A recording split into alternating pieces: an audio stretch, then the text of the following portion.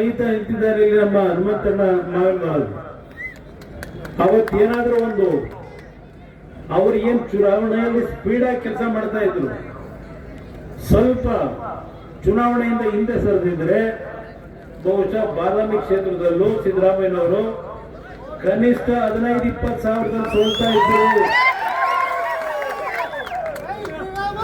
ನಾನು ಬಾಗಲಕೋಟೆಯ ಮತದಾರ ಬಂಧುಗಳಲ್ಲಿ ಕೇಳ್ತೇನೆ, ಯಾವ ಬಾದಾಮಿಯ ಚುನಾವಣೆಯಲ್ಲಿ ಬಂದರು ಈ ಭಾಗದಲ್ಲಿ ಮತ ಕೇಳ್ತಕ್ಕಂಥದ್ದಕ್ಕೆ ಬಾದಾಮಿ ಕ್ಷೇತ್ರವನ್ನ ದತ್ತು ತೆಗೆದುಕೊಂಡು ಈ ಒಂದು ಕ್ಷೇತ್ರವನ್ನ ಮಾದರಿ ಕ್ಷೇತ್ರವಾಗಿ ಮಾಡ್ತೀನಿ ಅಂತಕ್ಕಂಥ ನಿಮಗೆ ಮಾತು ಕೊಟ್ಟಂತ ಇದೇ ಸಿದ್ದರಾಮಯ್ಯನವರು ಎಷ್ಟು ಬಾರಿ ನಿಮ್ಮ ಬಾದಾಮಿಯ ಹಳ್ಳಿಗಳಿಗೆ ಬಂದರು, ಏನೇನು ಅಭಿವೃದ್ಧಿ ಕಾರ್ಯಕ್ರಮಗಳನ್ನ ತಂದರು.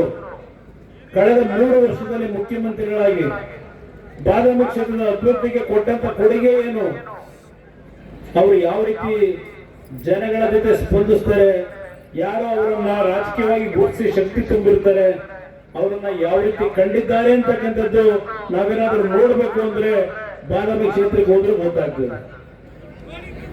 ಇವತ್ತು ಅವರಿಗೆ ಕುರ್ಚಿಯ ಒಂದು ಅಲೆದಾಟ ಪ್ರಾರಂಭ ಆದಾಗ ಐಂದ ಅಂತ ಹೇಳಿ ಕನವರಿಸ್ತಾರೆ.